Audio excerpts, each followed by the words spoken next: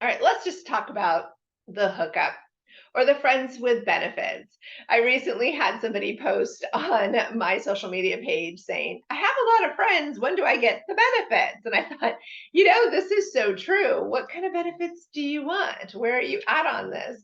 So, my question is, when you have a hookup situation, friends with benefits, and you're at their place, should you spend the night or should you not? Do you bring a little overnight bag just in case? Do you have a little something in your car? Do you have something, if you've got a big purse?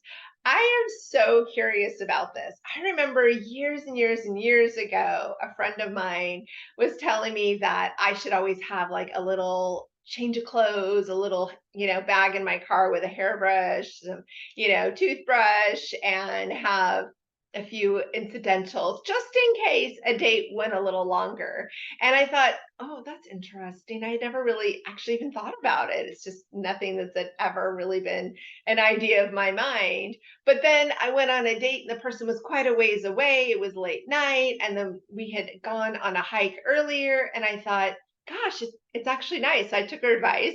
It was nice that I had a backup shirt that I could change and a hairbrush. So my hair didn't have that wind blown out nature look going on. It had been late. So it was nice to have. And I it felt like I was preparing for an overnight, didn't do that, but I was kind of a weird vibe, like to me, to be able to say, oh, I could spend the night if I wanted to. But yet that's kind of a nice thing. Like that could be a positive. So I'm very curious. Have you ever had this happen? I had one time somebody, was just meeting up. We lived a good distance apart and we were just catching up and having a date after hadn't seen each other for like a year. And then they had a project to do in my neighborhood the next day. So I was kind of getting the hint they were hoping to stay over, but yet there was never really a specific because they didn't want to drive all the way back and then come over again. So I was like, I'm kind of curious, what they're thinking. And then finally I said, you're more than welcome to crash over. And suddenly they had a backpack and it had all the necessities to do that. And they were like, oh, I just had this just in case I needed anything.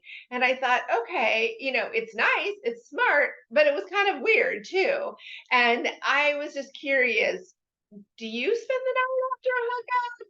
Do you do it if you haven't ever done that before? Obviously, if this is already something you do and you guys know you spend the weekend together, that's great. But if it's not planned, do you keep supplies on hand?